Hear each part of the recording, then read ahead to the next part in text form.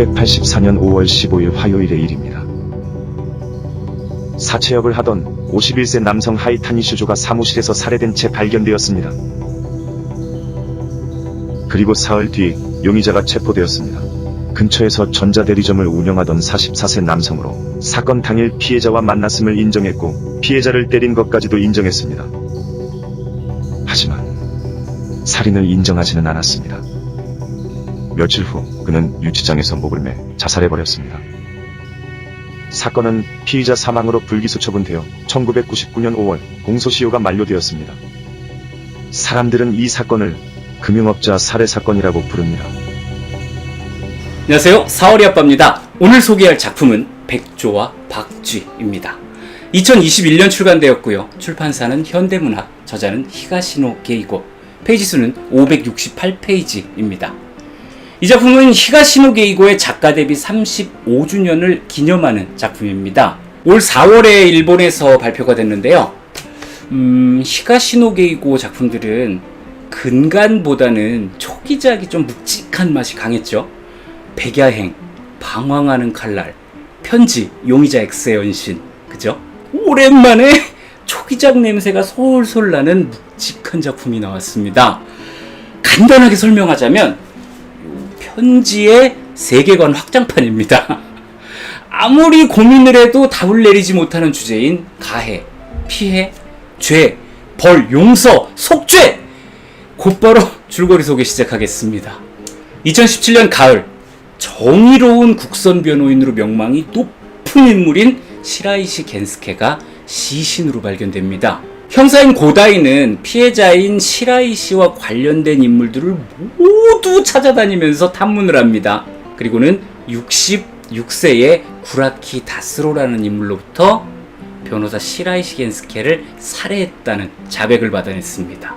거기에 더해서 인트로에 소개된 1984년 금융업자 살해 사건의 진범이 자신이라는 자백까지 받아내게 됐죠. 놀랍게도 30여 년의 시간차를 가진 두 살인사건이 연결되어 있었다는 것.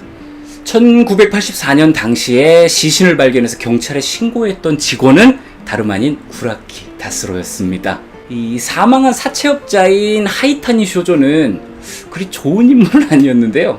그냥 사기꾼입니다. 그의 사기 수법은 마치 작가의 다른 작품인 살인의 문에 등장하는 이 노인들을 대상으로 벌이던 방식하고 비슷한데요. 일단 어찌되었건 살해당한 건 사실인데 다른 사람이 용의자로 체포가 됐고 자살로 수사가 중단되어 버리니까 진범인 구라키 다스로는 사건에서 벗어날 수 있었던 겁니다. 하지만 그는 억울하게 생을 마감한 남성의 아내와 딸에 대한 양심의 가책을 느끼며 살아야 됐습니다.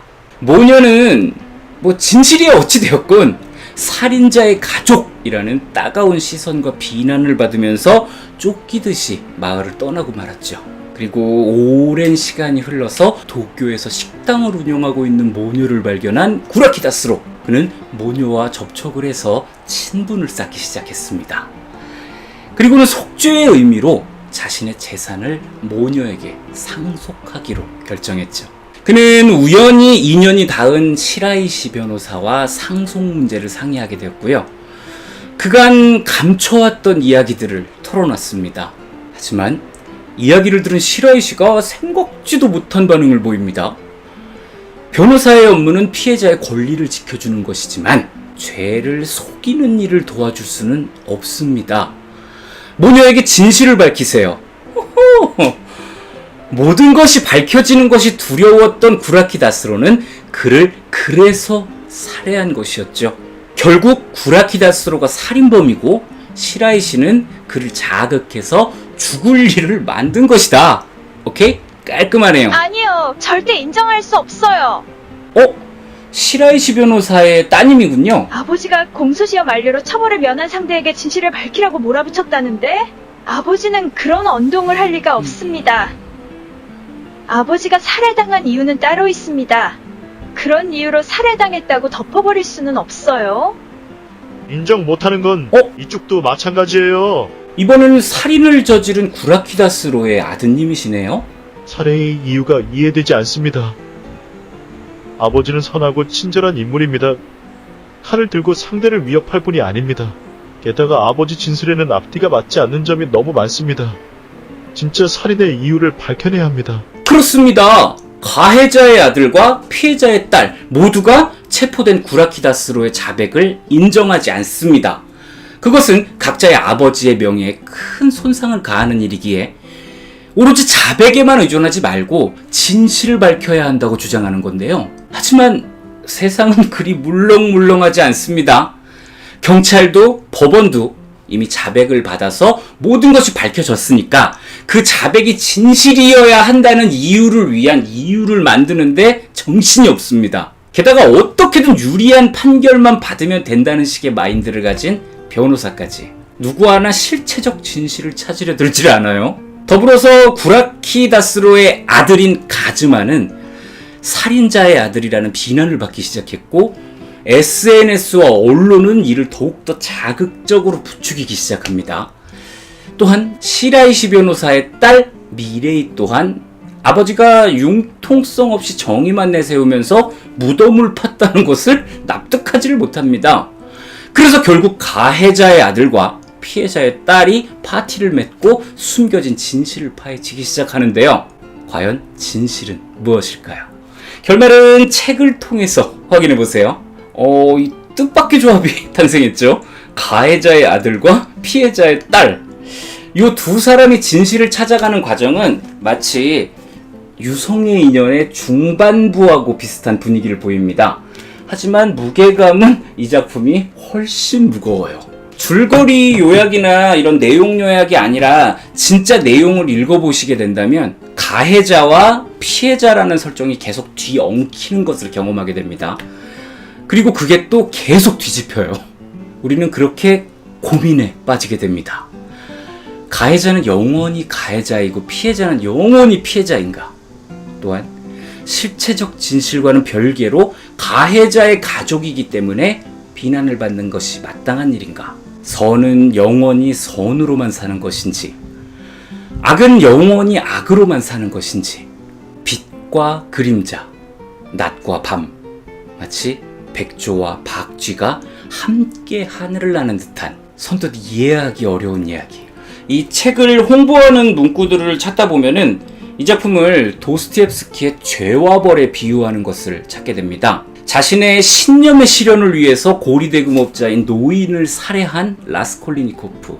그에게서는 그럴 만한 이유가 줄줄줄줄 나오죠. 결국 각자의 입장입니다. 그래서 저는 이 작품을 히가시노게이고판 죄와 벌 이렇게 부르는 데에 동의합니다.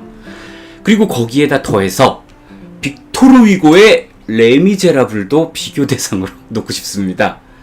이 레미제라블 이야기에는 이런 장면이 등장을 하죠. 어진 경영자로서 도시를 발전시켜 시장의 자리에까지 오른 장발장, 그리고 그의 앞에 나타난 자베르. 그때 마침 가짜 장발장이 체포되어 재판을 받는다는 소식이 들려오고 진짜 장발장이 고민에 빠지죠.